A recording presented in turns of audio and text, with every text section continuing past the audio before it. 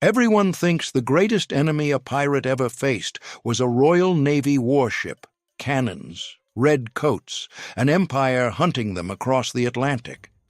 They're wrong. The real enemy had no flag, no cannons, no name.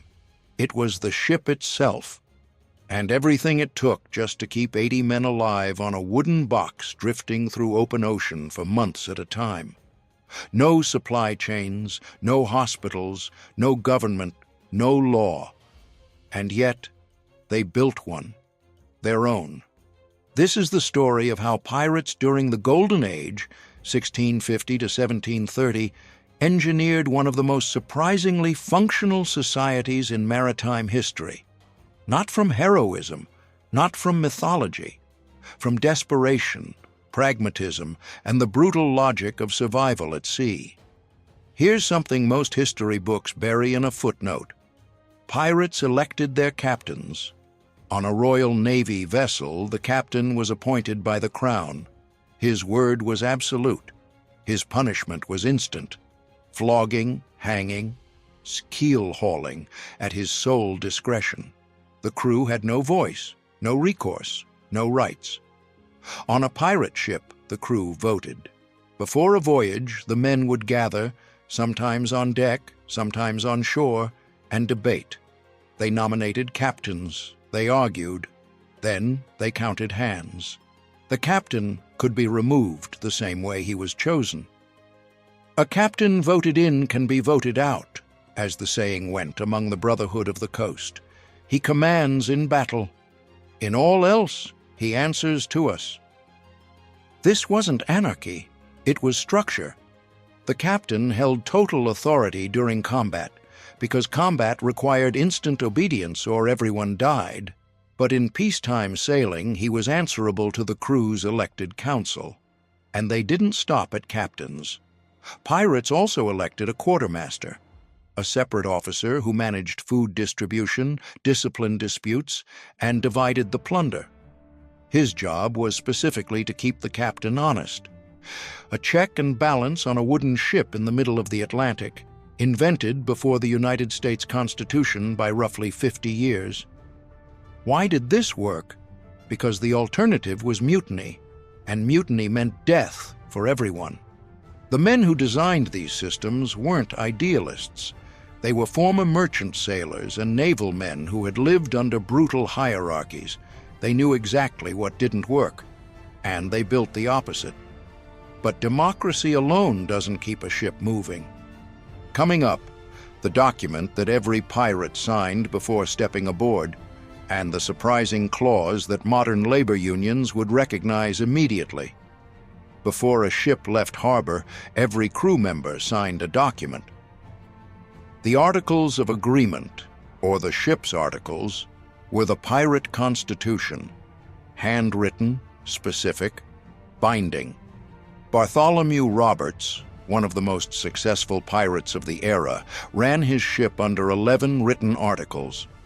Article 2 stated that every man had an equal vote in decisions affecting the crew. Article 5 guaranteed each man a portion of any captured provisions.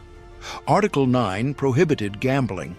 Article 10 prohibited women aboard, not from misogyny alone, but to prevent the kind of fractures that had destroyed crews before. And then there was Article 8. If any man shall lose a limb or become a cripple in their service, he shall have 800 pieces of 8 from the common stock. Sick pay. Disability compensation. On a pirate ship in 1720. The amounts varied by captain and crew, but the principle was consistent across dozens of documented pirate codes. Men who were wounded or disabled in service would be compensated from the common fund before any individual shares were paid out. This was not charity. It was rational. A crew that feared abandonment after injury would fight poorly. A crew that knew their wounds were covered would fight harder. The articles also governed punishment, but not in the way you might expect. Minor offenses, fines paid in shares. Theft from crewmates, considered the worst internal crime, could result in marooning. Murder aboard was a capital offense, but even then the accused had the right to a trial before the assembled crew. A pirate trial. Witnesses called, arguments made, crew voting on verdict and sentence. In the same decade, British sailors accused of insubordination could be flogged to death on their captain's word alone, with no trial, no appeal, and no record. The contrast is not subtle, but survival at sea required more than legal systems. It required something far more immediate and far more foul-smelling. Open the lower decks of a pirate ship and the smell hits you before the darkness does. Salt, rot, bilge water soaking into the planks, and underneath it all, meat, preserved, salted, say gray-brown slabs of pork and beef packed into wooden barrels with enough brine to last months. You did not eat pirate food for pleasure. You ate it to not die.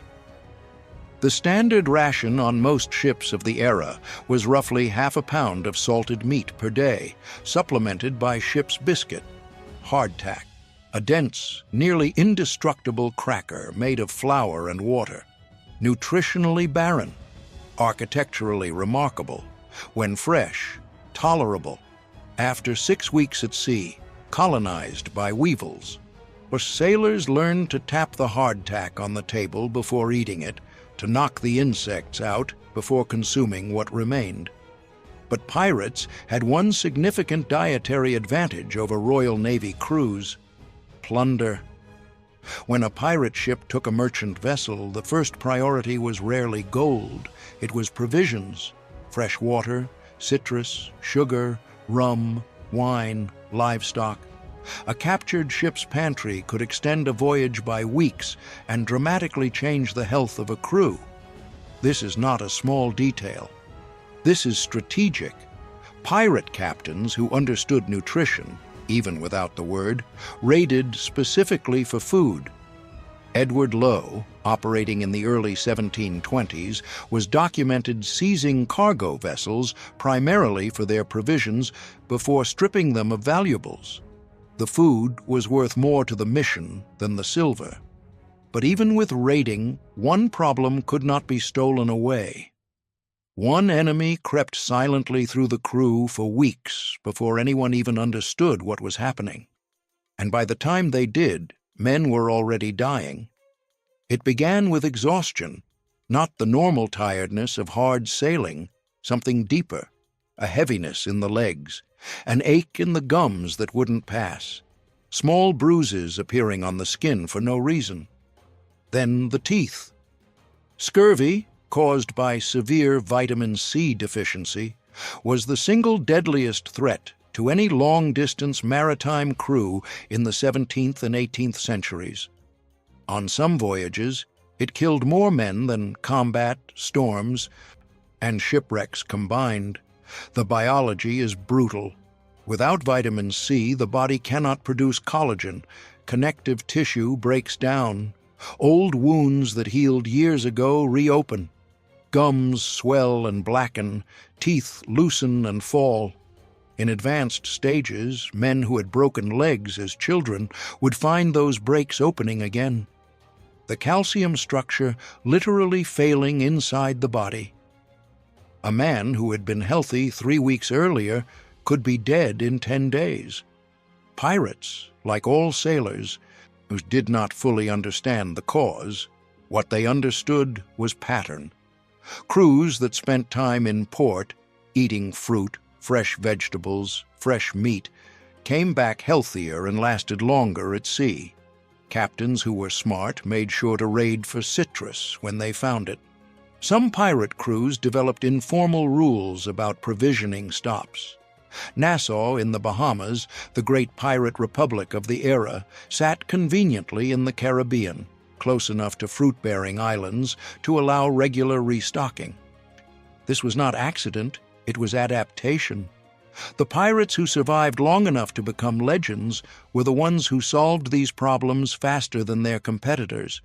Because in a world where no empire would rescue you, where no hospital ship was coming, where no government recognized your existence, You solved it yourself, or you vanished.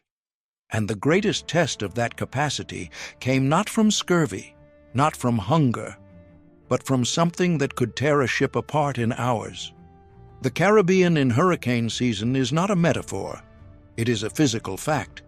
Winds exceeding 100 miles per hour, waves tall enough to swallow the mast, a wooden ship already stressed from months at sea, planks separating at the seams, rigging fraying, being driven sideways through water that hit like stone. When a storm struck, a pirate ship survived because of one thing: the organized labor of 80 terrified men who each knew exactly what to do. The crew of a typical pirate vessel was divided by function. The boatswain managed the rigging and hull maintenance. Carpenters, often among the most valued men aboard, maintained the structural integrity of the ship on a daily basis.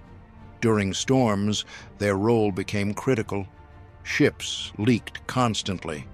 The lower deck pumps ran during normal sailing. In a storm, they ran without stopping, operated in shifts. Because if the water in the hold rose above a certain level, the ship became unstable and capsized. Men who weren't pumping were aloft, reducing sail surface to lower wind resistance or cutting loose damaged rigging before it tore the mast down entirely. Repairs happened at sea under impossible conditions. A split beam could be reinforced with spare timber and iron straps. A torn sail could be replaced from the sail locker below. Canvas heavy as wool, soaked. You stitched in rolling dark with hands cut from working frozen rope.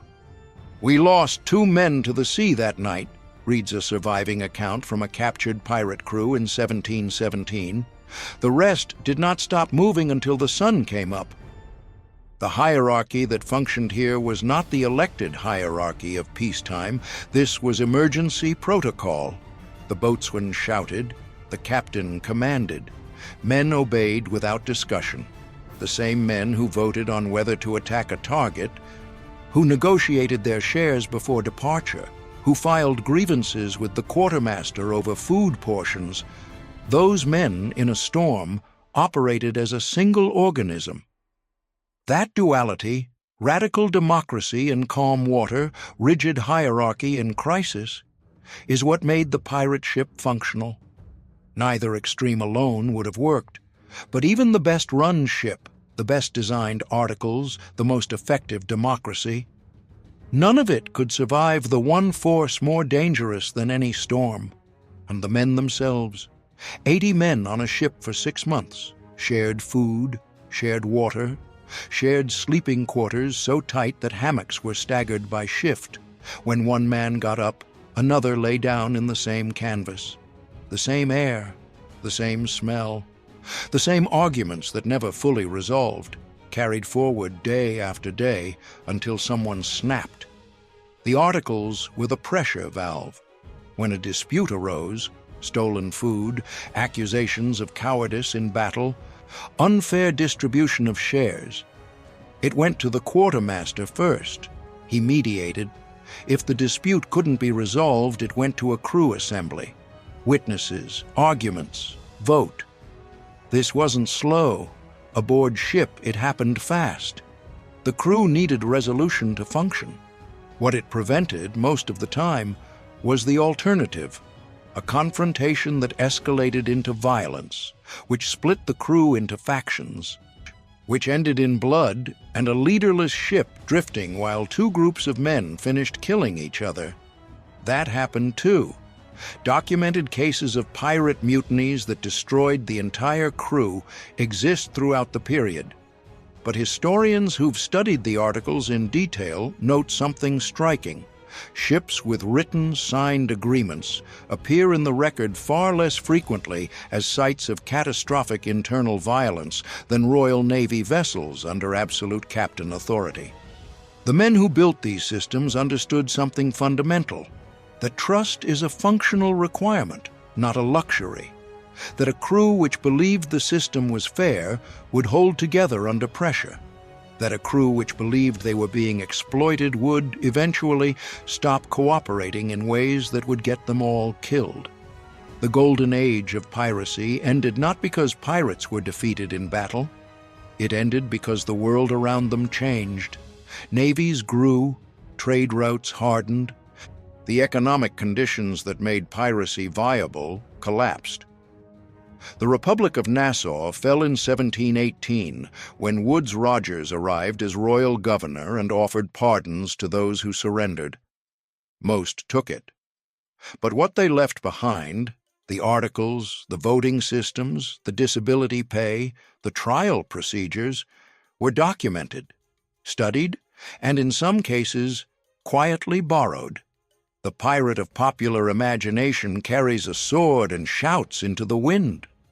The real pirate was filling out a contract in a Nassau tavern, arguing about share percentages with a quartermaster, tapping weevils out of hardtack, and wondering if his gums would hold until they found fresh citrus.